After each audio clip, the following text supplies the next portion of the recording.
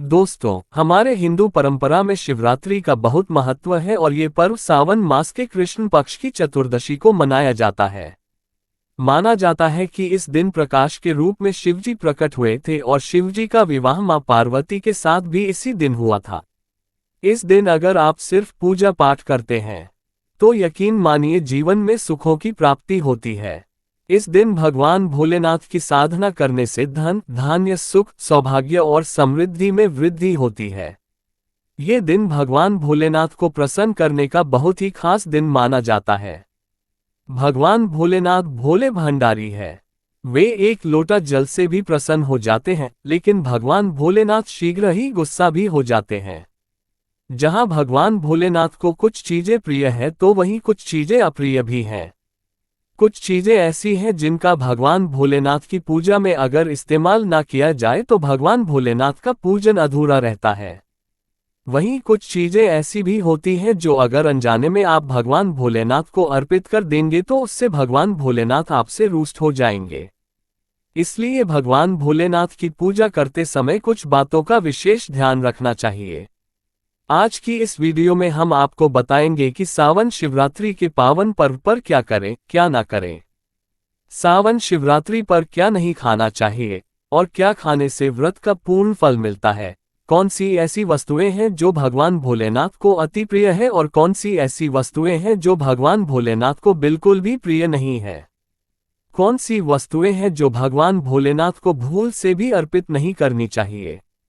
लेकिन दोस्तों, उससे पहले आपसे रिक्वेस्ट करते हैं कि वीडियो को लाइक जरूर करिएगा, दोस्तों को शेयर कर दीजिएगा और अगर आपने अभी तक चैनल को सब्सक्राइब नहीं किया है तो चैनल को सब्सक्राइब करके बेल आइकॉन जरूर दबाइएगा।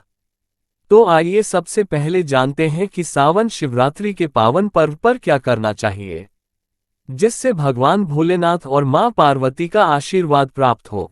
दोस्तों, सावन शिवरात्रि के दिन भगवान भोलेनाथ की पूजा सफेद या लाल रंग के वस्त्र धारण करके ही करें। सफेद और लाल रंग के वस्त्र धारण कर भगवान भोलेनाथ का पूजन करना बहुत ही शुभ माना जाता है। यदि संभव हो तो इस दिन पूजा में बिना सिले वस्त्र पहने। सावन शिवरात्रि के पावन पर्व पर भगवान भोलेनाथ की शिवलिंग का पूजन अवश्य ही करें। शास्त्रों के अनुसार सावन शिवरात्रि के दिन ही भगवान भोलेनाथ शिवलिंग के रूप में प्रकट हुए थे। इसलिए इस दिन शिवलिंग का पूजन करना सबसे ज्यादा श्रेष्ठ माना जाता है। शिवलिंग का पूजन करने से भगवान भोलेनाथ और मां पार्वती की असीम कृपा प्राप्त होती है। वैसे तो सावन शिवरात्रि पर भगवान भोलेनाथ का पूजन रात्रि के चारों प्रहर में किया जाता है, लेकिन भगवान भोलेनाथ का पूजन प्रदोष काल में भी अवश्य करना चाहिए। प्रदोष काल स्वयं भगवान भोलेनाथ का काल होता है। मान्यताओं के अनुसार प्रदोष काल के समय भगवान भोलेनाथ शिवलिंग में विराजमान रहते हैं। इसलिए सावन शिवरात्रि के पावन पर्व पर आप प्रदोष काल में भगवान भोलेनाथ का पूजन अवश्य ही करें। प्रदोष काल यानी कि संध्या काल से रात्रि तक 90 मिनट का समय। सावन शिवरात्रि का मतलब है भगवान शिव का रात्रि के समय पूजन करना। इसलिए सावन शिवरात्रि में अर्धरात्रि यानी कि निशिताकाल में भगवान शिव का पूजन अवश्य ही किया जाता है। इसलिए आप भी निशिताकाल जो अर्धरात्रि का समय होता है, रात 12 बजे से 12:30 बजे तक, इस समय भगवान भोलेनाथ का पूजन अवश्य ही करें। इससे भगवान भोलेनाथ अतिशीघ्र ही प्रसन्न हो जाएंगे और आपको मन चाहा वरदान देंगे। सावन शिवरात्रि पर भगवान शिव के साथ माता पार्वती का पूजन भी अवश्य ही करें। ऐसा करने से आपको भगवान शिव के साथ माता पार्वती का भी आशीर्वाद प्राप्त होगा। सावन शिवरात्रि के दिन भगवान भोलेनाथ के शिवलिंग पर बेलपत्र अवश्य ही अर्पित करें। बेलपत्र भगवान भोलेनाथ को अति प्रिय है। बेलपत्र के बिना भगवान भोलेनाथ का पूजन अधूरा माना जाता है। बेलपत्र एक पत्ता नहीं माना जाता। एक डंडी में जो 3 पत्ते जुड़े हो उन्हें बेलपत्र कहा जाता है। एक डंडी में 3 जुड़े हुए बेलपत्र ही शिवलिंग पर अर्पित करें और चंदन से उस पर ओम नमः शिवाय लिखकर वे अर्पित करें। ऐसा करने से भगवान भोलेनाथ की कृपा प्राप्त होती है। सावन शिवरात्रि के दिन भगवान शिव को पूजा में अक्षत अवश्य ही अर्पित करें। ऐसा करने से आपको भगवान शिव का आशीर्वाद प्राप्त होगा। इस दिन रात्रि में भगवान शिव का जागरण अवश्य करना चाहिए, जिससे आपको सावन शिवरात्रि का पूर्ण फल प्राप्त हो सके। सावन शिवरात्रि के दिन भगवान शिव की पूजा करने से पहले भगवान श्री गणेश, भगवान कार्तिकेय, नंदी जी और मां पार्वती का पूजन अवश्य ही करना चाहिए। नहीं तो आपको भगवान शिव जी की पूजा का फल प्राप्त नहीं होगा। इस दिन बैल को हरा चारा अवश्य ही खिलाना चाहिए, क्योंकि बैल को नंदी जी का रूप माना जाता है, जो भगवान शिव को अत्यधिक प्रिय है। दोस्तों, सावन शिवरात्रि पर इन कार्यों को करने से भगवान भोलेनाथ की कृपा प्राप्त होती है। दोस्तों, क्या करें? इसके अलावा शास्त्रों में ये भी वर्णित किया गया है कि सावन शिवरात्रि के दिन क्या नहीं करना चाहिए, जिससे भोलेनाथ आपसे रूठ ना हो।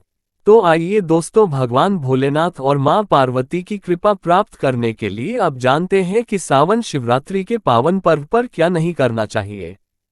सावन शिवरात्रि के दिन देर तक ना सोए, सुबह सूर्योदय से पहले उठकर स्नान कर लें।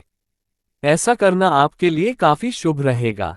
इस दिन भूलकर भी काले रंग के वस्त्र धारण ना करें, क्योंकि काले रंग के वस्त्र धारण करना इस दिन अशुभ माना जाता है।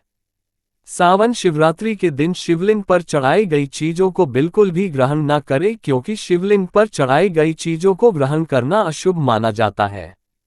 यदि आप शिवलिंग पर जल चढ़ा रहे हैं तो ध्यान रखें, शंख से जल बिल्कुल भी ना चढ़ाएं। भगवान शिव को आप लोटे से जल अर्पित करें।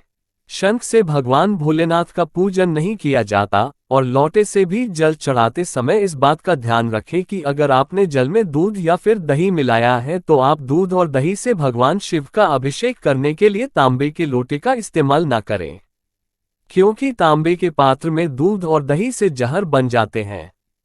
इसलिए दूध दही से भगवान भोलेनाथ को अभिषेक करने के लिए आप स्टील का या फिर पीतल के लोटे का या चांदी के लोटे का इस्तेमाल करें।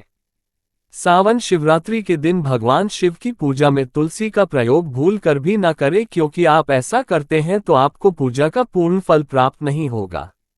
भगवान श्री गणेश और भगवान शिव को तुलसी अर्पित नहीं की जाती, इससे दोष लगता है।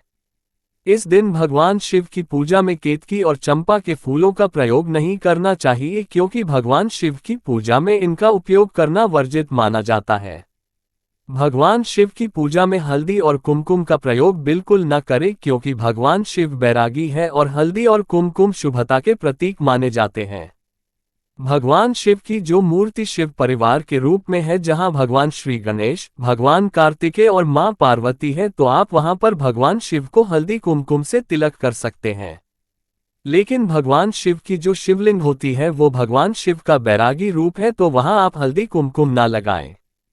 सावन शिवरात्रि के दिन भूलकर भी घर में कलह नहीं करने चाहिए और न ही किसी को अपशब्द बोलने चाहिए। यदि आप ऐसा करते हैं तो आपको भगवान शिव का आशीर्वाद प्राप्त नहीं होगा। सावन शिवरात्रि पर शराब और मांसाहारी का प्रयोग बिल्कुल भी ना करें। यदि आप ऐसा करते हैं तो आपको भगवान शिव और मां पार्वती के क्रोध का सामना करना पड़ सकता है। आपको इस दिन किसी भी पशु या पक्षी को सताना नहीं चाहिए, न ही उन्हें मारना चाहिए, नहीं तो आपके सभी पुण्य फल नष्ट हो जाएंगे। सावन शिवरात्रि के दिन महिलाओं और कन्याओं को शिवलिंग का स्पर्श नहीं करना चाहिए। आप दूध, दही या जल से शिवलिंग का अभिषेक कर सकते हैं। आप बेलपत्र भी चढ़ा सकते हैं, पूजन भी कर सकते हैं, लेकिन शिवलिंग का स्पर्श न करें। शिवलिंग की सदैव आदि परिक्रमा की जाती है, इस बात का विशेष ध्यान रखें। दोस्तों, सावन शिवरात्रि के पावन पर्व पर भगवान भोलेनाथ और मां पार्वती की कृपा प्राप्त करने के लिए इन सभी बातों का विशेष ध्यान रखें, जिससे आपको पूजा का पूर्ण फल प्राप्त हो और भगवान शिव और मां पार्वती की आपको कृपा मिल सके। बहुत सारी चीजें इस दिन के व्रत में ऐसी होती है जो आपको नहीं खानी चाहिए, और एक चीज ऐसी है जो शिवरात्रि के दिन जरूर खानी चाहिए, ताकि आपको इस व्रत का संपूर्ण फल मिले। सावन शिवरात्रि के दिन बहुत सारे लोग व्रत रखते हैं। एक वेला उपवास रखकर बहुत सारे लोग सात्विक भोजन करते हैं। सावन शिवरात्रि का व्रत अगर आप रखते हैं तो ध्यान रखें शरीर में पानी की कमी ना हो, इसके लिए अनार या संतरे के जूस का सेवन कर सकते हैं, लेकिन एक का यानी कि गन्ने का जूस मत पीजिएगा। सावन शिवरात्रि के दिन फलाहार में सेब, संतरा, पपीता, केला, खीरा वगैरह खा सकते हैं। इस दिन नमक नहीं खाना चाहिए। बहुत से लोग सेंधा नमक का खाना खाते हैं तो आप वो खा सकते हैं, कोई दिक्कत नहीं है, लेकिन सफ़ेद नमक को मत खाएगा। आलू का आप प्रयोग कर सकते हैं पर काला नमक यानी ब्लैक साल्ट को मत खाएगा। भूल कर भी चावल रोटी यानी अनाज का सेवन मत कीजिए। आप गेहूं तो एक बार खा भी सकते हैं पर चावल मत खाएगा। इस बात का ध्यान रखिएगा। दही वगैरह भी खा सकते हैं, कोई दिक्कत नहीं है। मूंगफली या मखाने को घी में फ्राई करके भी खा सकते हैं। मीठी चीजों का सेवन आप जरूर करें। गाजर, लौकी की खीर, साबूदाने की खिचड़ी आप खा सकते हैं। इस दिन कुट्टू के आटे का खाना भी बनाया जाता है, आप उसको भी खा सकते हैं, लेकिन अनाज और साधारण नमक का इस दिन व्रत में प्रयोग ना करें। सेंधा नमक का प्रयोग कर सकते हैं। लहसुन, प्याज, मदिरा, मांस भूलकर भी मत खाएं वरना आपके व्रत का फल आपको कुछ भी नहीं मिलेगा। इन चीजों का आपको ध्यान रखना है, लेकिन वो एक खास चीज जो शिवजी पर अर्पित भी की जाएगी और खाई भी जाएगी वो है पंचामृत। आप पंचामृत जरूर अर्पित करिएगा और बाद में उसको प्रसाद के रूप में जरूर खाएगा। दूसरी बात, इस दिन सात्विक तरीके का खाना बनाकर खाया जाता है। आप फलाहार भी कर सकते हैं। आलू का हलवा, बॉयल किया हुआ शकरकंद या सिंघाड़े का हलवा भी खा सकते हैं। इस दिन शिवलिंग के ऊपर बेर जरूर अर्पित करें। उसके बाद फलाहार करते समय इस बेर को जरूर खाएं। याद रखिए, इससे शत्रु और विरोधी कभी सर नहीं उठाएंगे और जीवन में आपकी चारों दिशाओं में जय जयकार होगी। आप विजय श्री को प्राप्त करेंगे।